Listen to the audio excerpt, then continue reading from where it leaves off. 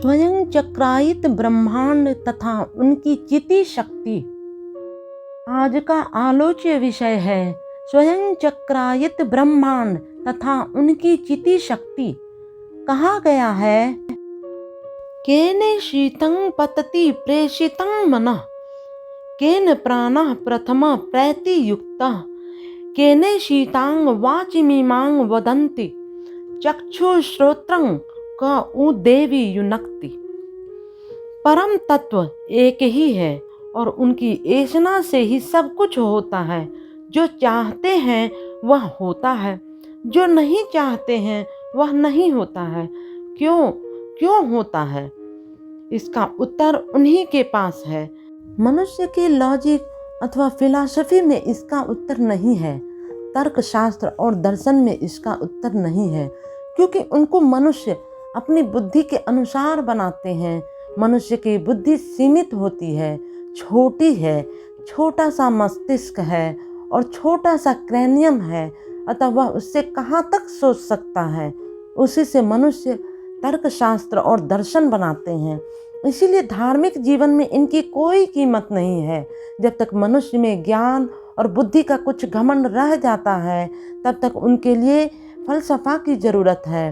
इसका प्रयोजन रहता है अपने को समझने के लिए और दूसरों को समझाने के लिए। किंतु जब मनुष्य यह महसूस कर लेते हैं कि वे थोड़ी सी बुद्धि से परम पुरुष को समझ नहीं सकेंगे और वे हार मान लेते हैं, तब मनुष्य की सही पद यात्रा शुरू हो जाती है। उसका आगे बढ़ना प्रारंभ हो जाता है। किंतु जब तक उसके मन में यह घमंड रह जाता है कि मैं बहुत कुछ जानता हूँ, उसके लिए तर्क और दर्शन की ज़रूरत होती है। ज़रूरत है अपना घमंड चूर चूर करने के लिए। मनुष्य अपने घमंड को चूर चूर करने के लिए लॉजिक तथा फलसफा, तर्क तथा दर्शन की चर्चा करते हैं और करें भी। एक ही परम तत्व है जिसको चित्ती शक्ति कहते हैं। चित्ती शक्ति का अर्थ है जो सब कुछ जानता है। कौन सब कुछ जान सकेगा? सब कुछ जिनके भीतर है वही सब कुछ जान सकेंगे। मनुष्य अथवा हर जीवन के लिए जो जानना है वह बाह्य वस्तु जगत का आंतरिक सदृशीकरण है। जो वस्तु बाहर है उसे आत्मस्थ करके जब लोग भीतर की वस्तु बना लेते हैं तो उसको जानना कहते हैं। यह जानना त्रुटिपूर्ण हो सकता है, त्रुटिपूर्ण होता भी है, क्योंकि बाहर की वस्तुओं को हम इंद्रियों से देखते हैं, महसूस करते हैं, सुनते हैं और उसके बाद मन में उसको समझने की कोशिश करते हैं। और जब मन में यह बोध आ जाता है कि मैंने समझ लिया, तब उसको ज्ञान क्रिया कहते हैं। मन के भीतर भी मनुष्य जो सोचता है, जो करता है, उसको भी वह देख लेता है, क्योंकि मनुष्य मन के भीतर जो देखता है वह बाहर की वस्तु की ही आवत छाया है। बाहर उसने जिस वस्तु को नहीं देखा उनको वह मन में भी नहीं बना सकता है। तुमने बाहर हाथी देखे हैं, तब मन में भी हाथी बना सकते हो। जिराफ बाहर देखा है तो मन में जिराफ बना सकते हो। बाहर तुमने ऑस्ट्रेलोपिथेशियन नहीं देखा है, गुंटेसरस नहीं देखा है, डायनासोर नहीं देखे हो, इसीलिए मन में भी नहीं बना सकते हो।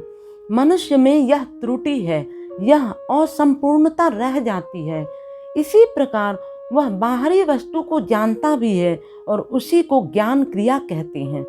बाहर से जो वस्तुएं मनुष्य पाते हैं उनको जानने में त्रुटि रह जाती है और मन के भीतर की वस्तुएं जानते या बनाते हैं वह तो और भी त्रुटिपूर्ण रह जाती है, क्योंकि वह बाहर जो देख नहीं पाते उसके विषय में सोच भी नहीं सकते। स्वप्न में भी मनुष्य जो कुछ भी देखते हैं वह भी बाहर देखी हुई वस्तुओं के समान वस्तुएं ही देखते हैं। कभी कभी ऐसा भी होता है कि स्वप्न में एक अद्भुत जानवर वह देखे और उसे ऐसा लगा कि उसने ऐसा जानवर बाहर कभी नहीं देखा, किंतु वास्तव में वह उस अद्भुत जानवर को भी बाहर देखे रहता है। विचार करने से वह देखेगा कि उस जानवर का सिर हाथी की तरह, पैर था जिराफ की तरह, पूंछ थी हिरन की तरह, अतः उसने हाथी भी देखा था, जिराफ भी देखा था, हिरन भी देखा था, और उससे इन तीनों को मिलाकर वह अद्भुत जानवर स्वप्न में देखा। किंतु जिस वस्तु को पहले नहीं देखा उसकी धारणा नहीं कर सकता। इस प्रकार की ज्ञान क्रिया में यथेष्ट और संपूर्णता रह जाती है। यही मनुष्य तर्क और दर्शन बनाते हैं, इसीलिए उसकी कीमत कुछ नहीं है। इसीलिए प्राचीन काल में लगभग 10,000 वर्ष पहले मनुष्य के मन में यह प्रश्न आया था। तर्क और दर्शन के क्षेत्र में मनुष्य के मन में यह प्रश्न उठा ही करता था। यह प्रश्न है, मनुष्य का मन क्यों वस्तुओं की ओर चलता है? मनुष्य की प्राण शक्ति शरीर से लिप्त हो जाती है, सट जाती है, और मनुष्य जो बात बोलते हैं अथवा इंद्रियों से जो अभिव्यक्तियां करते हैं, उसका सोर्स कहाँ है? उसका प्रारंभ बिंदु कहाँ है? वह कहाँ से, किस बिंदु से निकलता है? और यह जो इंद्रियां हैं जिनका काम है देखना, सुनना आदि, इन सब का इंद्रियों के साथ शक्ति संयोग किसने किया है? एक सब देह है, उसकी भी आंखें हैं किंतु वह देखता नहीं है, कान है किंतु वह सुनता नहीं है। किस चीज के अभाव से वह नहीं देखता है? किस चीज के अभाव से वह सुनता नहीं है? इसके पीछे गहरा कारण क्या है? यह प्रश्न यजुर्वेद में उठाया गया लगभग 10,000 वर्ष पहले। ऋग्वेद इससे भी पहले लगभग 15,000 वर्ष पहले बना था। यजुर्वेद का थोड़ा सा अंश इस अंचल के जम्बू द्वीप में भी बना था, किंतु उस समय के मनुष्य लिख नहीं सकते थे क्योंकि उन्हें अक्षर ज्ञान नहीं था। अक्षर ज्ञान मनुष्य को हुआ है करीब 6,000 वर्ष पहले। उस समय ऋषि मुनि रचनाएं बनाते थे और शिष्य सुनकर उन्हें याद कर लेते थे। तर्क और दर्शन में इस प्रश्न का उत्तर नहीं है क्योंकि उसे मनुष्य ने बनाया है, इसीलिए मनुष्य उसका उत्तर कैसे दे सकते हैं? साधना के द्वारा लोगों ने यह अनुभव किया है कि हर कर्म के साथ एक जानने वाली सत्ता रहती है। वह साधारण जीव नहीं है, साधारण मनुष्य नहीं है जो बाह्य वस्तुओं के आंतरिक सदृशीकरण के द्वारा ज्ञान प्राप्त नहीं करता है अथवा बाह्य स्थूल जगत का आंतरिक रूपांतरण उसके ज्ञान का आधार नहीं होता है। अर्थात वह बाहर से लेकर कुछ नहीं करता है। जिनके अंदर ही सब कुछ होता है, जिनके लिए ज्ञानेंद्रियों की भी आवश्यकता नहीं पड़ती, वृत्तियों की भी आवश्यकता नहीं पड़ती, वे स्वतः समझ लेते हैं। उनके भीतर ही सब कुछ होता रहता है, उनके भीतर ही सब कुछ होता है। इसी अनुमान से मनुष्य ने समझ लिया कि उसकी कर्म शक्ति के साथ साथ एक ज्ञात्री शक्ति रहती है। वही जानने वाली शक्ति सर्वत्र है और सब कुछ उनके भीतर ही है। वही सबसे बड़े हैं, सब कुछ उनके भीतर है, इसीलिए वे सबसे बड़े हैं। उसी को जो सबसे बड़ा है प्राचीन काल में कहा जाता था ब्रह्म। दर्शन की भाषा में कहेंगे चित्त शक्ति, कॉग्निटिव प्रिंसिपल। भक्त की भाषा में उसे ही कहा गया है भगवान। तुम लोग जो भगवान शब्द सुन रहे हो, यह भी शब्द पुराना है, बहुत पुराना है। भग शब्द का अर्थ है जहाँ 6 गुण एक साथ हों। ऐश्वर्यंच, समग्रंच, वीर्यंच, यशस्सः श्रियः, ज्ञान वैराग्यश्च स्ना भग इति स्मृतः। जिनमें अणिमा, लघिमा, महिमा, ईशित्व, वशित्व आदि हर तरह का गुण है, वही ईश्वर है। वह छोटे से छोटा बनकर मनुष्य के हृदय में घुस जाते हैं। जिनके लिए छुपा हुआ कुछ नहीं है, इसको कहते हैं अंतर्यामित्व। अर्थात वे बाहर से ही नहीं, भीतर से भी देखते हैं। कौन किसने कब क्या किया था, कौन क्या सोच रहा है, जिन्हें सब मालूम है, जिसे अंतर्यामित्व कहते हैं। और जो हमेशा धर्म समीक्षा कर रहे हैं। यह है लघिमा, जहाँ गुणों की कोई सीमा, परिसीमा नहीं है, उसे कहते हैं महिमा। हर गुण जिनमें मौजूद है, जो भूगोल जानते हैं, शास्त्र जानते हैं, इतिहास जानते हैं, भाषाएं जानते हैं और सभी कुछ जानते हैं, अंतर्यामित्व, वशित्व, ईशित्व आदि जितने गुण हो सकते हैं, जितने गुणों के बारे में लोग सोच सकते हैं, उनमें सब कुछ मौजूद है। यह हुआ एक गुण ऐश्वर्य। उनमें प्रभाव है, उनमें प्रताप है और वे शासन कर सकते हैं। ऐसा करो, ऐसा न करो, ऐसा कहने की शक्ति है। यह हुआ दूसरा गुण वीर्य। जिनमें यश है, घनात्मक और ऋणात्मक भी, जिनके विषय में लोग कहते हैं कि इनकी तरह तालीम याफ्ता कोई और नहीं है। बाप रे बाप, प्रबल पराक्रमी, उनसे दूर रहो। कोई कहेगा अरे वह सब कुछ जानता है, पर्दाफाश कर देगा, दूर ही रहो। किंतु कोई कहेगा कि उसके बिना रह ही नहीं सकते। यह हुआ तीसरा गुण यश। चौथा है ज्ञान, जिसमें सब कुछ का सही ज्ञान है, जो जानते हैं कि क्या क्या है, कौन कौन है। पांचवा है वैराग्य और छठा है श्री। वैराग्य का अर्थ क्या होता है? किसी रंग से प्रभावित न होना, अर्थात वह किसी रंग से प्रभावित नहीं होता। साधारण मनुष्य वस्तुओं के रंग से प्रभावित हो जाते हैं। तुम बाजार में जाते हो, पहले से सोचे नहीं थे, किंतु हलवाई की दुकान में मिठाई देखकर, लाल लाल लड्डू देखकर लड्डू खरीदकर खा लेते हो। चाय पीना नहीं चाहते थे, किंतु चाय सामने आ गई, उसकी गंध नाक में आ गई तो कह उठते हो लाओ एक प्याला दे ही दो। यह सब क्यों हुआ? क्योंकि वह वस्तुओं के रंग रूप से प्रभावित हो गया। तो जो वस्तुओं के रंग रूप से प्रभावित नहीं होते हैं, वे वैराग्यवान हैं। इन 6 गुणों का मिलित नाम है भग, और यह सभी गुण जिनमें है उन्हें कहते हैं भगवान। यह जो चित्ती शक्ति या कॉग्निटिव प्रिंसिपल है, सब कुछ जानने वाली सत्ता है, यही है मनुष्य का भगवान। उनको मनुष्य तर्क से नहीं पाते हैं साधना से, भजन कीर्तन से, भाव से, प्रेम से, मोहब्बत से। एको देवः सर्वभूतेषु गुणः। यह जो महान शक्ति है, यह जो परम पुरुष है, यह जो ब्रह्म है, एक ही है, 2 नहीं हो सकते, हजार हजार नहीं हो सकते। एक ही तत्व है, क्योंकि बृहत कभी 2 नहीं हो सकता, अनंत 2 नहीं होता, एक ही अनंत रह जाता है। इसीलिए 2 सत्ताएं नहीं है। उनका जो मध्य बिंदु है वह सीमित हो सकता है, किंतु उनका दायरा सीमित नहीं हो सकता। अपाणिपादो यवनो ग्रहिता, इसीलिए मूर्ति पूजा नहीं होनी चाहिए। यह जो परम सत्ता है, बिंदु रूप में भी है और सिंधु रूप में भी है। जब वे तुम्हें देख रहे हैं, तुम्हारे भीतर हैं, तब उसे कहते हैं उनका ओत योग।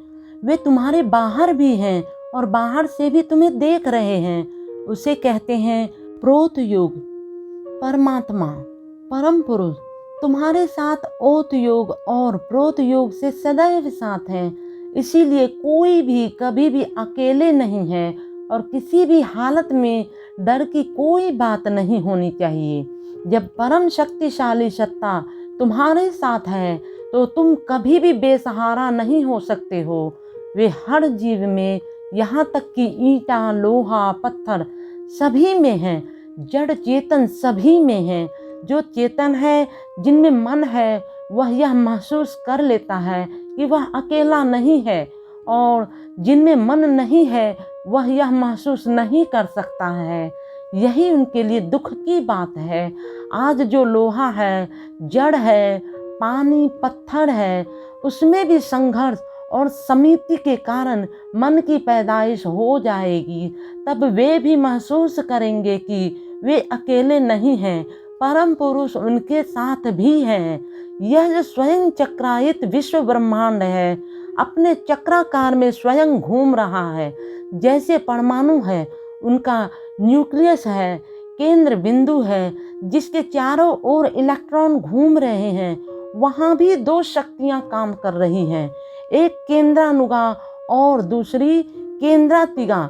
पहली शक्ति है विद्या माया जो परम पुरुष के नज़दीक ले जाती है, दूसरी है अविद्या माया जो उनसे दूर ले जाती है। जहाँ विद्युताणु की संख्या बढ़ गई वहीं विद्युत आ गई, जहाँ विद्युताणु की संख्या घट गई वहाँ विद्युत का अभाव हो गया। यह जो धरती है उसके चारों तरफ चंद्रमा घूम रहा है, यह जो सूर्य है उसके चारों तरफ तरह तरह के ग्रह नक्षत्र घूम रहे हैं। वहाँ भी विद्या माया और अविद्या माया क्रियाशील है। विश्व ब्रह्मांड के प्राण केंद्र हैं पुरुषोत्तम और जड़ चेतन, सब उनके ही चारों ओर घूम रहे हैं। केंद्रातिगा सेंट्रीफ्यूगल शक्ति अविद्या माया उनको केंद्र से दूर फेंकती है, किंतु परम पुरुष से बाहर नहीं जा सकते। जैसा कहा गया है परम पुरुष दो काम नहीं कर सकते, एक तो यह कि अपने ही तरह का दूसरा परम पुरुष नहीं बना सकते और वह हमेशा एक ही रह जाएंगे। दूसरी बात यह कि वह किसी को भी घृणा नहीं कर सकते, कभी भी घृणा नहीं कर सकते। वह कह सकते हैं कि हट जाओ, भाग जाओ, किंतु वह जाएगा कहाँ? वह तो हमेशा परम पुरुष की गोद में ही है, उसको वह हटा नहीं सकते। उसको घृणा कैसे करेंगे? अगर चाहे भी तो वह घृणा नहीं कर सकते। यही उनकी मजबूरी रह गई है। पाप करने के बाद भी मनुष्य को यह भरोसा रहता ही है कि परम पुरुष क्षमा कर देंगे। यदि मनुष्य विद्या माया को शक्तिशाली बनाता रहे तो उनके अधिक से अधिक समीप यह करना सभी मनुष्यों का फर्ज है। इससे दूरी घटती रहेगी और एक दिन वह उन्हीं में मिल जाएगा। उसी को कहते हैं मुक्ति। मुक्ति प्राप्ति के लिए चाहिए अधिक से अधिक नजदीक पहुंचने का उपाय, साधना, सेवा और त्याग, कीर्तन, जन सेवा और अच्छा काम। इसी से मन शुद्ध होता रहेगा और उनके नजदीक पहुंचते रहोगे। इसी काम के लिए तुम दुनिया में आए हो। तुम लोग इंसान हो, मनुष्य का शरीर मिला है। यही सबसे बड़ा भाग्य है कि पशु का शरीर नहीं मिला है। पशु के शरीर में साधन भजन नहीं हो सकता, पशु के शरीर से साधन भजन हो ही नहीं सकता। अतः इस शरीर का पूरा उपयोग कर लो। जो आज तक नहीं किए ये आज से करो, इसी मुहूर्त से करो, इसी क्षण से करो। समय नष्ट नहीं होना चाहिए। बिगड़े जीवन अनेक ही, सुधरा जन्म आज होई। राम के राम जपू, तुलसी तजी कुसमाद। अतीत में खराब काम भी हुआ हो तो भूल जाओ, आज से सुधर जाओ। यही है मनुष्य का रास्ता, यही है धर्म। धर्म है साधन भजन के द्वारा परम पुरुष के समीप पहुंच जाना। सर्वव्यापी सर्वभूतांतरात्मा। प्रत्येक मनुष्य के दो मैं होते हैं, एक छोटा मैं उसका जीव भाव और दूसरा बड़ा मैं। बड़ा मैं परम पुरुष, परम पुरुष मनुष्य का बड़ा मैं है। परम पुरुष ही सभी जीवों का बड़ा मैं है। परम पुरुष कोई दूर की वस्तु नहीं है, तुम्हारा ही बड़ा मैं है। तुम ही हो तुम्हारा ही बड़ा मैं। छोटे मैं को लेकर इतना व्यस्त रहते हो कि बड़े मैं को भूल जाते हो। दुख की बात यही होती है। सर्वभूतांतरात्मा, जीव की अपनी रूह जीवात्मा है और परम पुरुष उनकी अंतरात्मा बड़ा मैं है। कर्माध्यक्ष सर्वभूताधिवास। मनुष्य छोटा सा काम करता है और कहता है मैंने किया, मैंने यह किया, मैंने वह किया। मैं करते करते मनुष्य परेशान होता है। बात है तुम इतना मैं क्यों करते हो? ऐसा मैं तो बिल्ली करती है। मनुष्य छोटा काम करता है, बात बड़ी बड़ी बोलता है। तुम ऐसा नहीं करो, काम करते रहो और परम पुरुष को सोचते रहो। बोलने की जरूरत नहीं है। परम पुरुष विश्व ब्रह्मांड का सभी काम करते रहते हैं, किंतु वे कुछ नहीं बोलते। कुछ बोलते ही नहीं। तुम भी नीरव ही बनो। तुम जो कर्म करते हो उस कर्म करने की बुद्धि, कर्म करने की शक्ति उन्हीं से मिलती है। मनुष्य 2 दिनों तक भोजन न पावे तो वह बात तक नहीं कर पाता। यही तो उसकी शक्ति है। कर्म के वास्तविक अध्यक्ष है परम पुरुष, क्योंकि उन्हीं की दी हुई शक्ति से, उन्हीं की दी हुई बुद्धि से मनुष्य काम करता है। सबके अधिष्ठान, सबके आश्रय है परम पुरुष। परम पुरुष ही सही आश्रय है, वही परमाश्रय है। यह बात हमेशा याद रखोगे। याद रखोगे कि तुम सब परम पुरुष के बेटे हो, परम पुरुष की गोद में हो। इसीलिए तुम्हारे पास तो सबसे शक्तिशाली शक्ति है। तुम्हारे लिए घबराने की तो कोई बात ही नहीं है। तुम में विद्या हो न हो, बुद्धि हो न हो, एक बात तो ठीक ठीक है कि तुम परम पुरुष के हो। और यह बात भी ठीक है कि परम पुरुष हमेशा तुम्हारे साथ हैं। उससे तुम्हारे मन में छोटापन, तुम्हारे मन में हीन भाव नहीं रहना चाहिए। और तुम बहुत ऊंचे कुल के हो, परम पुरुष के खानदान के हो। उससे बड़ा खानदान और क्या हो सकता है? क्यों जी, यह बात है ना। साक्षी चेता केवलो निर्गुणश्च। और यह परम पुरुष सदा तुम्हारे साथ हैं। साथ रहने से सुविधा भी है और असुविधा भी है। सुविधा क्या है? यह कि तुम लुक छिप कर कुछ कर नहीं सकते हो। वह सब कुछ देख लेंगे, समझ लेते हैं। उनसे छिपा कर कुछ कर नहीं सकते हो, यह असुविधा है। क्यों जी, यह असुविधा है ना। किंतु सुविधा भी है कि हमेशा वे तुम्हारे साथ हैं। किसी भी हालत में बेसहारा नहीं हो।